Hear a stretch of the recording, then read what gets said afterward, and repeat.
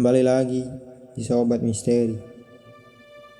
Kali ini saya akan menceritakan sebuah kisah seorang pemuda di Magelang yang pernah bikin geger karena hilangnya secara misterius. Momen sambut tahun baru Islam 2 tahun lalu merupakan hari yang tak terlupakan bagi Tri Novrianti dan sekeluarga. Sudah tradisi tempat tinggal mereka, Desa Pucang, Kabupaten Magelang, merayakan malam satu suro bersama warga sekitar. Sehari sebelumnya pun, perempuan 55 tahun itu bagian tugas masak-masak buat acara mujahadah yang akan diadakan di masjid nanti malamnya. Kenangan yang membekas bagi Tri bukan soal suguhannya dipuji tetangga maupun doa bersama mendekatkannya kepada Tuhan. Hari itu ia begitu panik mencari anak sulungnya yang tiba-tiba hilang. Satu persatu keganjilan mulai nampak ketika putranya Iksan Aji Saputra tak kunjung pulang ke rumahnya. Padahal ia sudah berjanji mengantar ibunya melayat setelah merampungkan pekerjaan hariannya sebagai tukang parkir di Pasar Pucang. Ia terakhir kali terdengar kabarnya pukul 12 siang saat pamit mandi di sungai Grogol Yudan.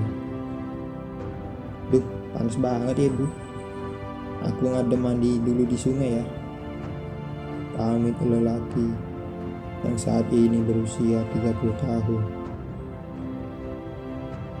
Di dekat sungai ada pemandian umum yang sering didatangi warga. Jaraknya cuma 500 meter dari rumah mereka. Seharusnya tidak membutuhkan waktu lama untuk membersihkan badan. Tapi yang terjadi, Iksan membuat ibunya gelisah di rumah. Ia belum pulang hingga azan maghrib berkumandang.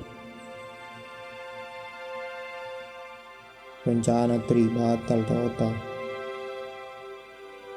Namun tetangga lantas melaporkan hanya menemukan pakaian dan ponsel Iksan, sedangkan pemiliknya tidak ada di sana.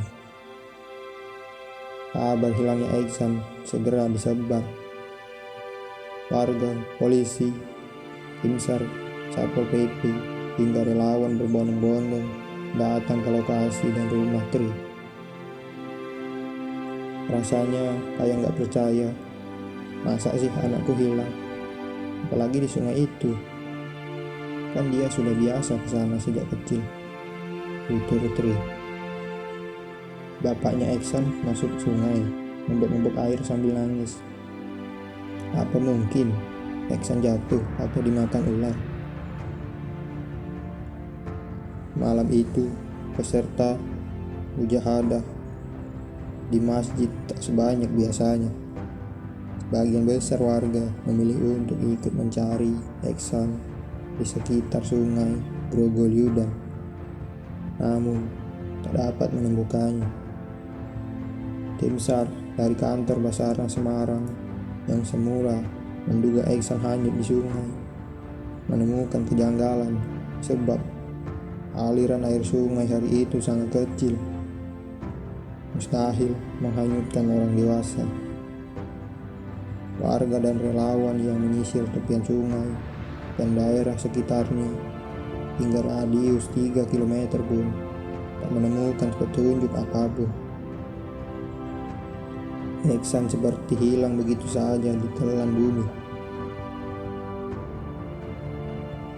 Berita ini sempat ramai di jagat maya, apalagi setelah Iksan ditemukan esok malamnya di depan MTS Ma'arif Pucang yang hanya berjarak 500 meter dari lokasi hilangnya pemuda itu.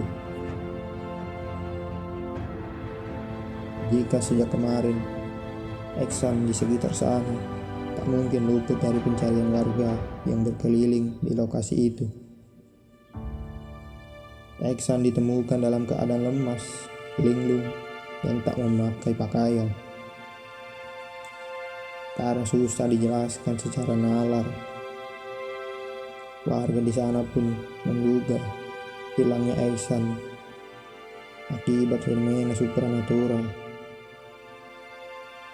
diculik Lampor.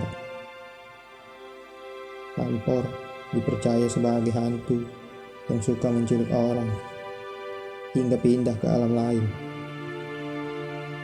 Apakah benar Iksan dibawa ke alam gaib? Iksan mengaku tak ada yang aneh saat melangkah masuk ke kawasan sungai Grogol Yuden. Tapi siang itu memang tak ada siapapun selain dirinya. Selesai buang air, Iksan sempat bermain ponsel, lalu melepas pakaiannya untuk berendam. Iksan mesti menuruni 5 anak tangga di dekatnya. Pemandian umum di sana terdiri dari 3 kolam seukuran 3 kali 3 meter, pancuran bilas, dan area duduk yang langsung bersisian dengan sungai. Rimbun pohon bambu menaungi hampir seluruh tempat itu, yang membuatnya jadi sejuk dan dingin meski siang tengah panas-panasnya. Iksan seperti warga lainnya biasanya mendinginkan badan atau mencuci baju sambil mengobrol tentang apapun.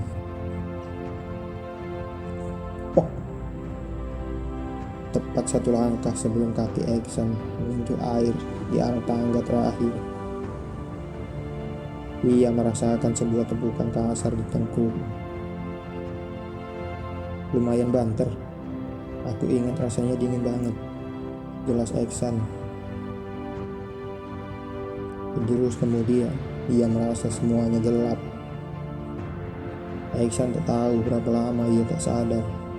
Yang ia tahu, begitu membuka mata, ia sudah berada di sebuah barisan panjang berisi laki-laki dan perempuan yang berpasang-pasangan. Aku panik banget, nggak tahu ini apa dan di mana, ujarnya. Perempuannya itu wajahnya sama semua, tapi laki-lakinya beda-beda. Ada yang rambut panjang, ada yang cepak, ada yang rambut putih, dan ada juga yang berdarah, tapi tingginya sama semua. Ingatan Iksan tentang hari itu amatlah detail.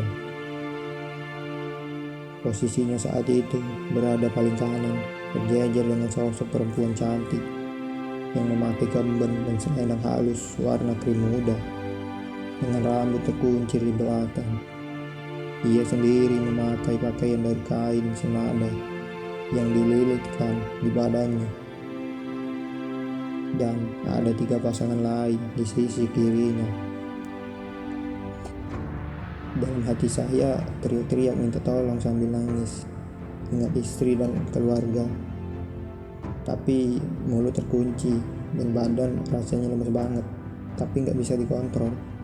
Jadi badanku kayak otomatis ikut jalan. Menurut Iksan, barisan itu amat panjang, hingga ujung depan sampai belakang tak dapat dilihat. Mereka berjalan di sebuah jalur jalan setapak berbatu.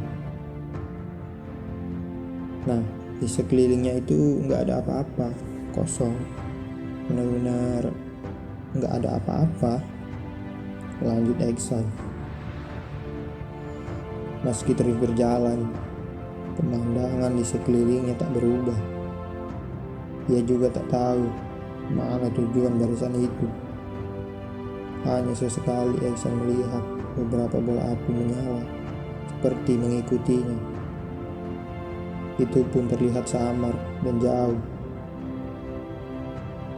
Rasanya aku jalan sekitar 2 jam dan itu suasananya temaram gitu, kayak subuh atau maghrib. Tapi sebenarnya di sana udaranya sejuk.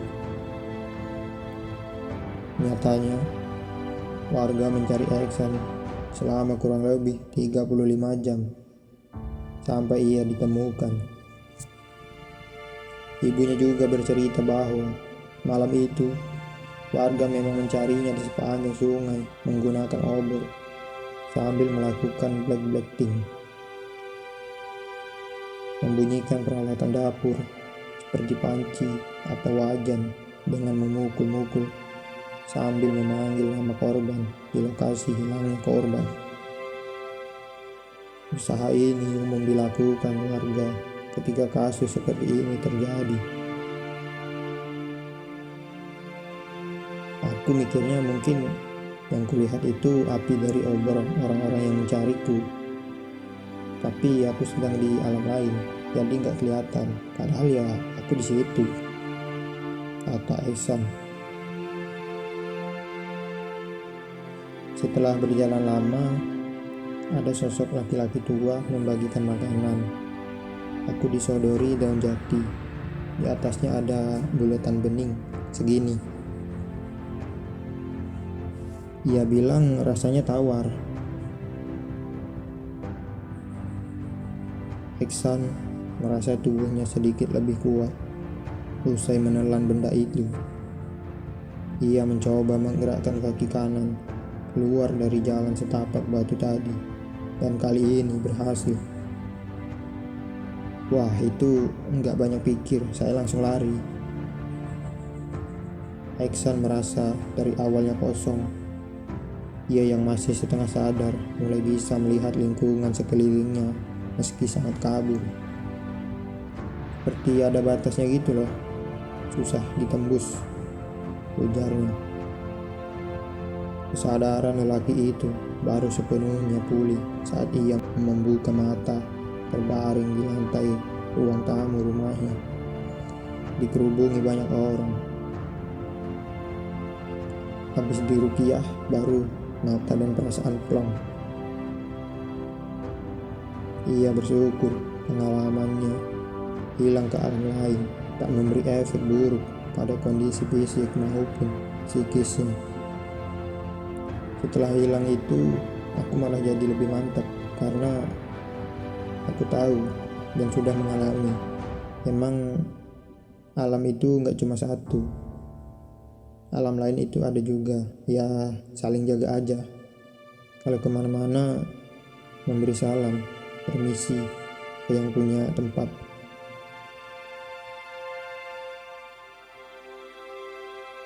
Pasca kejadian hilang itu, Ehsan belum pernah mandi ataupun sekedar mengunjungi sungai Grogolyudan lagi.